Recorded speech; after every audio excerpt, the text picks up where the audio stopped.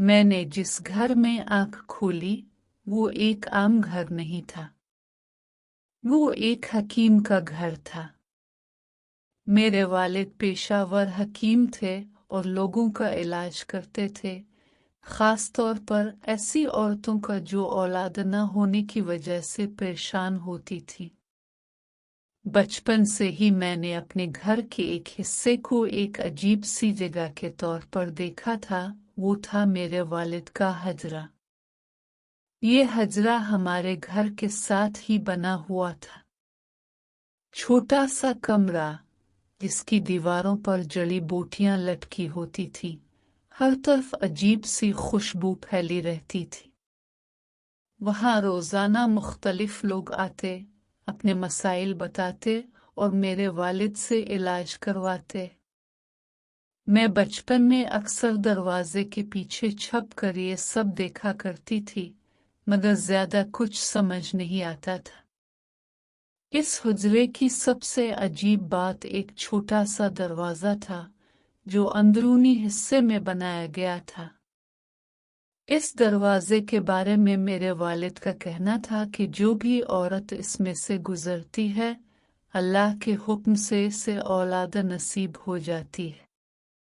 शुरू में तो मुझे ये सब एक कहानी लगता था, जैसे बड़ों की बातें होती हैं।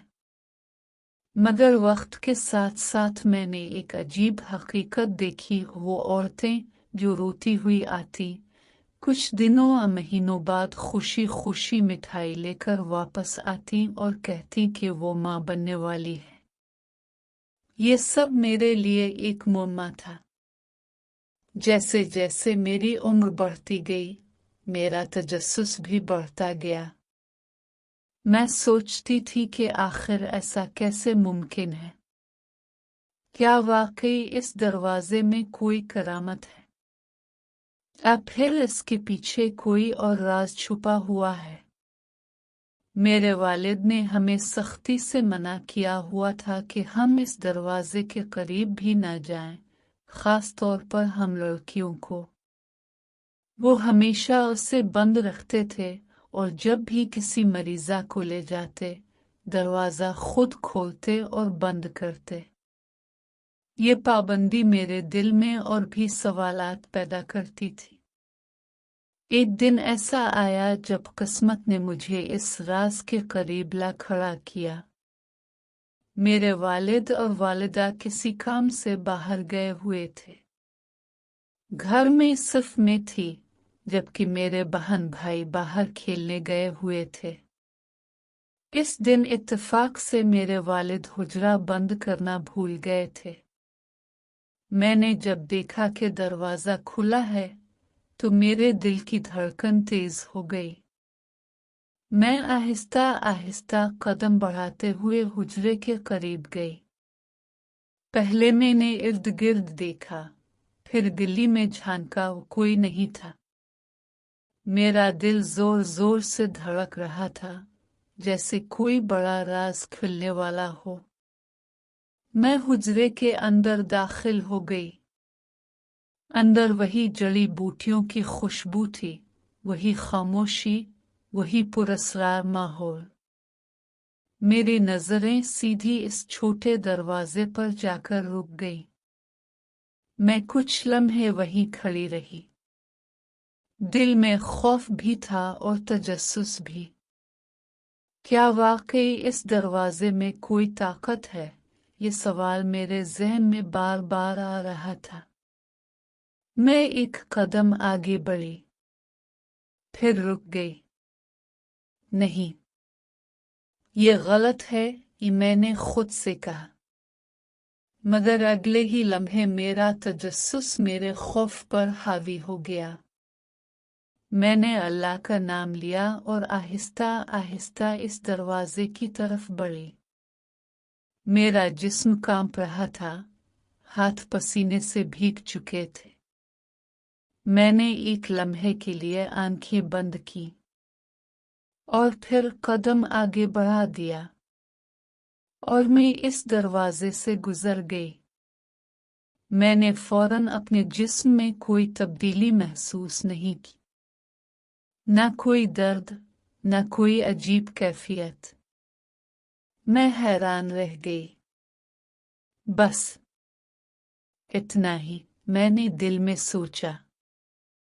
मेरा खौफ आहिस्ता आहिस्ता खत्म होने लगा और उसकी जगह एक अजीब सा एतमाद आ गया।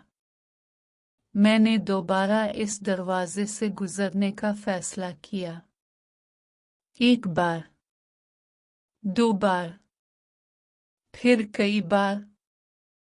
अब मुझे इसमें कोई डर नहीं लग रहा था, बल्कि मुझे लग रहा था कि मैं एक राज को बेनकाब कर रही हूँ। काफी देर बाद जब मैं थक गई तो वापस कमरे में आकर लेट गई। मेरे जहन में सिर्फ एक ही ख्याल था, ये सब एक धोखा है। मैं हंसी और आंखें बंद करके सो गई।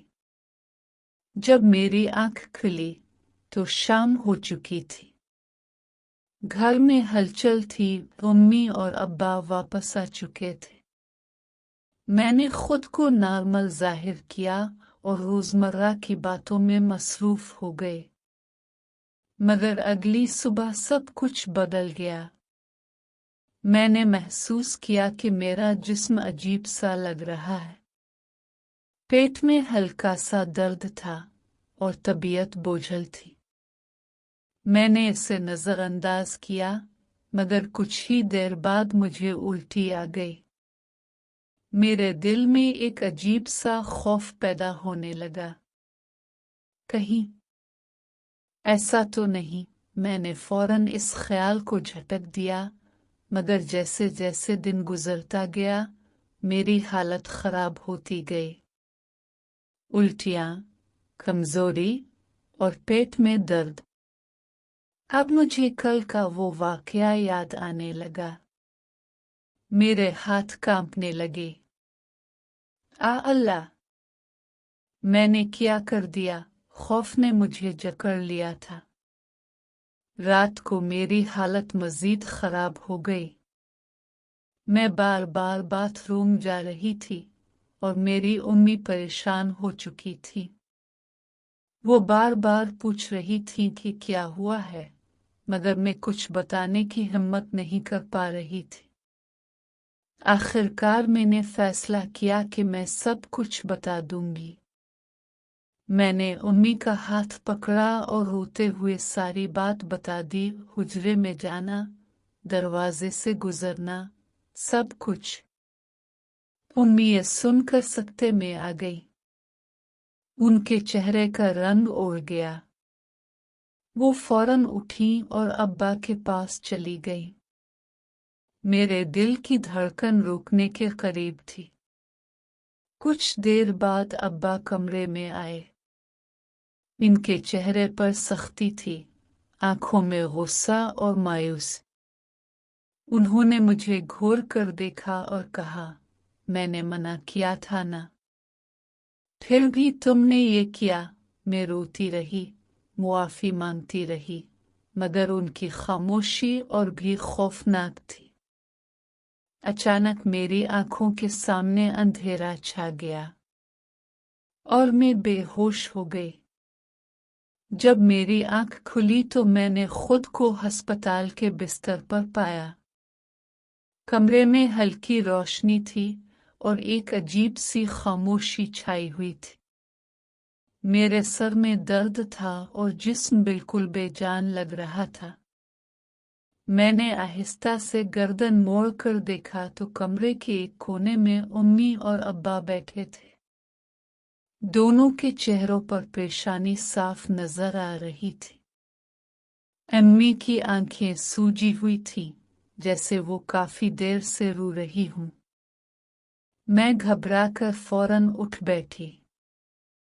अम्मी, मुझे क्या हुआ है? मेरी आवाज कांप रही थी।